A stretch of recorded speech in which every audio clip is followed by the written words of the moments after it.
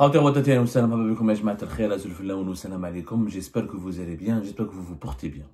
Le 16 mars dernier, l'Algérie a ouvert un nouveau front dans la crise avec la France et dans ce chapitre des tensions bilatérales au niveau des relations entre l'Algérie et la France. Ce front constitue ce que les autorités algériennes ont considéré comme des privilèges injustifiés, onéreux au niveau des biens immobiliers détenus ou occupés par l'État français en Algérie. En clair, la France occupe des biens immobiliers importants en Algérie et que ces biens, elle paierait un loyer extrêmement bas ou des loyers extrêmement bas et que ces avantages et ces privilèges historiques de la France en Algérie n'étaient plus justifiés du point de vue des autorités algériennes. Et les autorités algériennes ont récemment convoqué l'ambassadeur de France pour remettre sur la table ce dossier et pour appeler à réviser les loyers et à remettre en cause et réviser tout l'ensemble des privilèges que détient l'État français en Algérie. Ça s'est passé le 16 mars 2024 et la polémique a éclaté. Ce jour-là, elle ne cesse d'enfler et nous n'avons pas eu jusque-là le point de vue des autorités françaises qui se sont montrées jusqu'alors silencieuses. Et pourtant, le gouvernement algérien a parlé via la PS, l'agence de presse gouvernementale, donc l'organe médiatique attitré de l'État algérien, de pas moins de 61 biens immobiliers que la France loue à l'Algérie. Et il cite l'exemple du siège de l'ambassade de France et la résidence des Oliviers, qui est la résidence de l'ambassadeur. Parmi ces biens, le siège de l'ambassade de France en Algérie s'étend sur une vaste superficie de 14 hectares, sur les hauteurs d'Alger, avec un loyer ici insignifiant qui ne couvrirait même pas le prix d'une modeste chambre de bonne à Paris. Ils ont parlé en plus de la problématique de la Villa des Oliviers, qui est la résidence de luxe de l'ambassadeur de France à Alger, et que le gouvernement algérien veut absolument, apparemment veut récupérer, parce qu'il y avait un bail de 60 ans, de 63 à 2023, qui permettait à l'ambassadeur de France de loger dans cette résidence en payant un loyer, encore une fois, symbolique. Et ce privilège ne passe plus en Algérie. L'actuel pouvoir algérien veut les remettre en cause. Comme par hasard, ce dossier, naturellement, a été sorti du tiroir en pleine crise politique et diplomatique avec la France. Donc ce n'est pas innocent. On n'a pas attendu 2022, 2023, 2021, quand les relations étaient plus ou moins stables et convenables. Au moment où il y a une crise aiguë, de plus en plus aiguë, de plus en plus grave, le gouvernement algérien sort le dossier des biens immobiliers de l'État français en Algérie. Alors jusque-là, on n'avait pas d'explication, de précision de la part des autorités françaises. Mais l'ambassadeur, un ancien ambassadeur, l'ancien ambassadeur d'Algérie en France, quelqu'un qui a été 2 fois ambassadeur de France en Algérie, il s'appelle Xavier Driancourt. Je rappelle, il a été à 2 reprises ambassadeur de France en Algérie, entre 2008 et 2012, et 2017 et 2020. Et donc, Xavier Driancourt connaît parfaitement ce dossier. Il a publié une tribune dans les colonnes du Figaro, dans laquelle il donne une explication ou le point de vue des autorités françaises sur ce dossier. Alors, je rappelle que Xavier Driancourt est à la retraite. Il n'occupe pas de fonction au plus haut sommet de l'État français. Il n'est plus attaché ou rattaché au Quai d'Orsay. Il n'est pas le représentant légitime de l'État français. Sauf qu'il a connu ce dossier, il a été 2 fois ambassadeur de France, donc il a tous les éléments de ce dossier. Et il nous a donné une réponse que nous pouvons considérer comme la réponse officieuse, je dis bien officieuse, des autorités françaises. Ce n'est pas le ministère français des Affaires étrangères qui s'est chargé de répondre aux accusations, aux critiques, ou aux mises en garde, aux reproches des autorités algériennes. C'est un ancien ambassadeur de France qui s'est chargé de rédiger une réponse qui est très détaillée. Alors, elle est très détaillée et très nuancée, parce que pour lui, voilà, on peut reprocher souvent à Xavier Driancourt, beaucoup d'Algériens et d'Algériens lui reprochent sa radicalité, son opposition à tout ce qui est algérien, son algérophobie. On a fait de lui un diable absolu, on a fait de lui le grand méchant qui incite les dirigeants français, les politiques français à détester l'Algérie, à se retourner contre les intérêts de l'Algérie, parce qu'il est radical, parce qu'il est violent dans ses propos contre l'Algérie. En tout cas, dans cette tribune, il était factuel. Il était factuel, il était précis, il a donné des faits, il a donné des chiffres, et ça a le mérite d'éclairer, de fournir un éclairage sur ce sujet très complexe. Et beaucoup plus complexe, il le dit lui-même, et finalement les autorités algériennes n'ont pas aussi raison que cela sur les privilèges et les faveurs immobilières des autorités françaises en Algérie. Alors, il explique que la France, d'abord, elle possède par exemple 26 immeubles. Il dit que les biens immobiliers en France et en Algérie sont très variés. Il n'y a pas que 61 biens. Il y en a beaucoup plus. Et nous sommes en train d'enquêter. Par exemple, nous sommes en train d'enquêter. Lors de notre enquête, on a trouvé que la France occupe 119 biens immobiliers à travers plus de 119. 116 uniquement à Alger. On reviendra sur notre enquête qui est en cours une fois qu'on aura bouclé toutes nos investigations. Mais déjà, Xavier Driancourt nous explique, l'ancien ambassadeur de France à Alger, nous explique que les biens immobiliers français en Algérie sont très variés. D'abord, il y a par exemple 26 immeubles que la France possède. C'est des possessions. Elle ne loue pas. 26 immeubles qui totalisent 344 000 mètres carrés. Par exemple, il y a les 6 grands, et ces 26 immeubles sont répartis dans les 6 grandes villes du pays. Oran, où il y a le consulat général d'Oran, l'Institut français d'Oran, à Annaba, le consulat général de Annaba, l'Institut français de Annaba, à Tlemcen, Constantine, Tizi Ouzou, l'Institut français à Alger, et 19 bâtiments comme le siège de l'ambassade. Le siège de l'ambassade, donc, est la propriété de l'État français. Le lycée français, Alexandre Dumas, la France possède des villas et des immeubles d'habitation. À Ain Allah, dans pas mal de quartiers à Alger, effectivement, l'État français est propriétaire. Mais là, le siège de l'ambassade est une propriété, ce que nous dit Xavier Driancourt. Ce n'est pas une location. Apparemment, les terrains environnants sont une location, mais le siège est une propriété. C'est un peu compliqué. Maintenant, les Algériens et les Algériens vont dire, mais comment l'État français peut être propriétaire de biens immobiliers en Algérie? Eh bien, ça s'explique par les accords d'Évian. Les accords d'Évian permettaient à l'État français d'avoir des biens immobiliers en Algérie. 132 ans de présence coloniale en Algérie, il y a eu un patrimoine qui a été constitué, habité ou par les anciens colons qui sont les descendants des Pieds Noirs, ou par des autorités françaises qui étaient des autorités qui assuraient la gestion du pays avant l'indépendance du pays, avant l'indépendance de l'Algérie. Les accords d'Évian, il y a l'article 19 des accords d'Évian, il explique que le domaine immobilier de l'État en Algérie sera transféré à l'État algérien, sous déduction, avec l'accord des autorités algériennes, des immeubles jugés nécessaires au fonctionnement normal des services français temporaires ou permanents. L'article 19, c'est ça qui a créé un problème. Il n'a pas créé un problème. À l'époque, il a été fait dans l'apaisement, parce que l'Algérie devenait indépendante, c'est déjà pour nous un rêve. On s'était beaucoup battu, beaucoup de sacrifices, beaucoup de sang à couler pour l'indépendance. Donc, il y a certains articles des accords d'Évian qui n'ont pas été négociés avec précision, pour empêcher des cas de complexité ou des cas de malentendus pour l'avenir. L'article 19, il dit que le domaine immobilier de l'État français en Algérie a été transféré à l'État algérien. Tout le domaine immobilier, tout ce que possédaient les autorités françaises à l'époque de la colonisation, en tant que pouvoir public, sera transféré au nouvel État indépendant qui sera l'État algérien. Sauf que les autorités françaises ont le droit de garder des immeubles et des biens qu'ils jugeront nécessaires au fonctionnement de leurs services temporaires ou permanents. Donc la France avait le droit de garder des biens en vertu des accords d'Évian.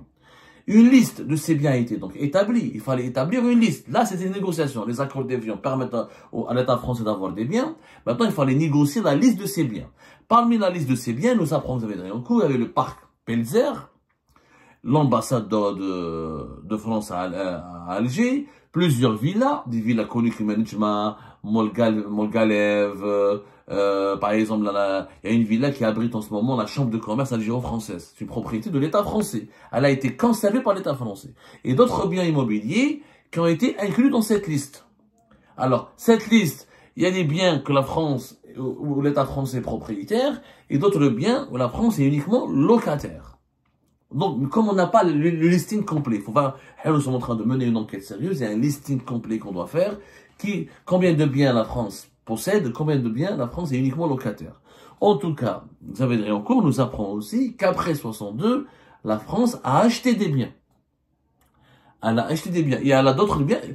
D'autres biens sont en location. Par exemple, le lycée français, les instituts français de Tlemcen et d'Oran, et les consulats d'Oran et d'Annaba sont en location. Donc on ne comprend pas. Il y a des parties de ces consulats qui sont la propriété de la France, et d'autres parties, d'autres annexes, ils sont des locations. Donc c'est très compliqué. Ensuite, il nous dit qu'il y a des biens qui ont un statut particulier, comme la résidence des Oliviers, où le général de Gaulle habita entre novembre 1942 et juin 1944. L'immeuble dit de l'Amirauté, qui était l'ancien consulat de France en Algérie, à Alger jusqu'en 1994, qui avait été acquis par une association d'anciens combattants et transféré ensuite au ministère des Armées, donc c'est propriété de l'État français, et les instituts culturels de Tizi Ouzou, Constantine et Annaba. Donc on ne comprend pas, c'était ils ont un statut particulier, ils ont été achetés par des entités privées, ensuite transférés dans le patrimoine de l'État français. Maintenant, il faudrait une situation juridique très compliquée. La situation juridique de ces biens est donc complexe et ne peut faire l'objet, comme semble l'indiquer la presse algérienne, d'un traitement d'ensemble. Les accords d'Évian ont simplement fixé le cadre général et c'est ensuite un échange de lettres de 1963 entre le gouvernement algérien de Ben Bella et l'ambassadeur de France, Georges Kors, qui a établi la liste des biens en question telle que prévue par l'article 19 des accords d'Évian. Donc c'est en 63, Ben Bella à l'époque, il a négocié avec le premier ambassadeur de France en Algérie, Georges Kors, une liste de biens que la France devait conserver. Mais il y a des biens en tant que propriétaire, d'autres biens en tant que locataire. Maintenant, il faudra remettre en cause cette liste depuis 1963. Mais toujours est-il, les accords d'Évian sont en cours d'application. La France a le droit de garder des biens. C'est les accords d'Évian qui lui permettent cela. Maintenant, il faudra renégocier la liste des biens que la France doit garder ou les loyers que la France doit payer. Mais ça va être du cas par cas. Du cas par cas. Driancourt nous parle donc de la résidence des Oliviers. Elle a été transformée en un bail amphithéotique, qui confirme ce que nous avons dit, de 60 ans. J'ai eu d'ailleurs l'occasion, et ce bail a été, donc c'est épuisé en 2023. Là, l'Algérie a raison, le bail s'est terminé, l'Algérie a tout à fait le droit de renégocier les termes d'un nouveau bail. Mais bon, il y a un problème sur le plan juridique qui concerne l'interprétation du fameux article 19 des accords d'Évian. Visiblement, les autorités françaises et les autorités algériennes n'ont pas la même interprétation. En France, les juristes ou les autorités françaises estiment que le transfert de propriété concerne tous les biens qui ont été visés par les accords d'Évian. C'est-à-dire que pour les juristes, pour les autorités françaises, tous les biens qui ont été attribués à l'État français, la France a le droit de les garder en tant que propriétaire. Tous les biens que les autorités françaises peuvent juger nécessaires au fonctionnement normal de leur service, donc sont devenus normalement leur propriété. Du coup, les autorités algériennes, ils ont une autre interprétation. Les autorités algériennes, elles estiment que le transfert de propriété ne concernait pas tous les biens français et que la France devait conserver uniquement l'usage de certains d'entre eux. Mais elle ne devait pas devenir propriétaire. L'usage, pour les autorités algériennes, la France devait garder ses biens pour les utiliser pendant une certaine période précise. Mais elle n'a pas le droit de les inclure, de les garder pour toujours. Donc, il y a déjà un problème d'interprétation. Donc, la France considère qu'elle est propriétaire de ses biens, de certains de ses biens, qui sont contestés aujourd'hui par les autorités algériennes, alors que les autorités algériennes considèrent qu'ils ont été uniquement mis à sa disposition. Je pense que ça va aller vers un bras de fer judiciaire. Il faudra vraiment établir un bras de fer judiciaire pour établir réellement les droits et devoirs de chacune des deux parties en ce qui concerne la gestion des biens immobiliers de l'État français en Algérie. Ça va être très compliqué. Là, Xavier Driancourt, ce qu'il nous dit, c'est que pourquoi avoir attendu maintenant? Et ça, c'est une erreur de la part des autorités algériennes. Pourquoi avoir attendu maintenant pour ouvrir ce dossier? Pourquoi 2025? Il dit que la France, elle a loué en 2029 à la Chambre de commerce et des locaux la villa Malgalève. C'est une villa qui est censée appartenir à l'État français. Donc, elle a reloué à la Chambre de commerce algéro-française. Elle a entrepris des travaux importants sur le parc Pelzer, les fameux 14 hectares qui abritent les enceintes et les infrastructures diplomatiques et consulaires de l'ambassade de France à Alger. Et même au niveau de la résidence des Oliviers, il y avait des travaux importants qui ont été financés par les autorités françaises. Donc, comment on va régler le problème de le statut de ces résidences qui ont bénéficié de financement et de travaux de rénovation de la part de l'État français. Est-ce que l'Algérie peut les enlever du jour au lendemain à l'État français? Est-ce que l'Algérie va vouloir exiger des loyers beaucoup plus chers? Est-ce que... Je ne sais pas. Et la dernière réponse de Xavier Driancourt dans sa tribune, elle est un peu troublante, Parce qu'il dit que si l'Algérie voulait aller plus loin dans ce bras de fer immobilier, on voit que le dossier serait particulièrement difficile à gérer. On imagine mal en effet les forces de l'ordre algériennes intervenir de force dans les locaux occupés par la France en violation directe de la Convention de Vienne. Mais au point où nous en sommes, on peut s'attendre à tout désormais. Là, Xavier Drencourt, provocateur qu'il est, malin et rusé qu'il est, il essaye de faire parler les autorités algériennes. Que vont faire les autorités algériennes? C'est les diplomates français refusent de quitter les locaux ou les villas où ils sont logés, où ils travaillent. Clairement, c'est l'ambassadeur de France, il dit, moi, la résidence des Oliviers, c'est un patrimoine historique français, le général de Gaulle a été ici, il y a une partie de l'histoire de France qui s'est déroulée dans cette villa, je propose, renouvelez-moi le bail, ou là, laissez-moi, la France va l'acheter. Si l'Algérie refuse, est-ce qu'on va expulser l'ambassadeur de France, Manu Milita, alors que la convention diplomatique de Vienne de 1963, elle interdit de violer le périmètre de sécurité ou de violer l'enceinte diplomatique, ou là de malmener ou de faire du mal ou de violenter les agents consulaires ou les agents des services diplomatiques d'un État avec lequel nous avons des relations bilatérales.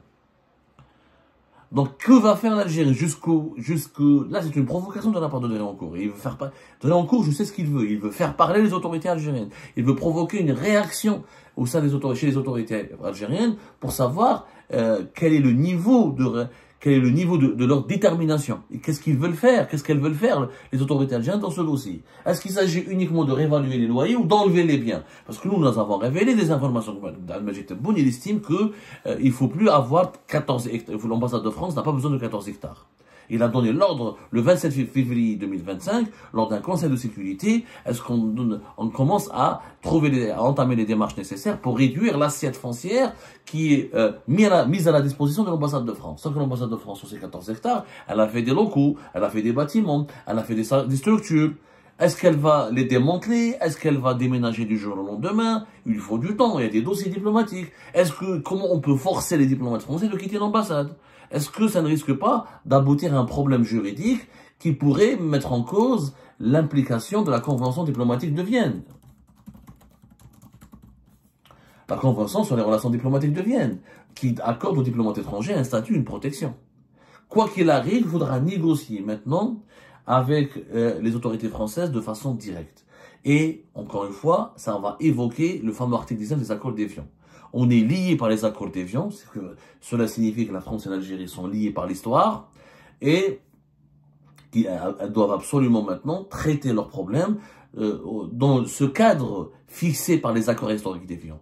Mais quoi qu'il arrive, en raison de ces accords d'Évian, l'Algérie ne peut pas expulser les autorités, ne peut pas déloger les autorités françaises, elle ne peut pas les priver d'un certain nombre de leurs biens, et elle ne peut pas en tout cas leur enlever tous les biens qu'elle peut juger nécessaires pour son fonctionnement. C'est un dossier extrêmement compliqué qui va rappeler l'histoire, ses douleurs, ses complexes historiques, qui va rappeler aussi la complexité, qui va évoquer la complexité juridique de cette affaire. Il va y avoir des négociations qui seront longues et fatigantes, et ça va remuer, je pense, le couteau dans certaines blessures qui ne se sont pas encore cicatrisées en raison de l'histoire, encore une fois, douloureuse qu'il y a les deux pays.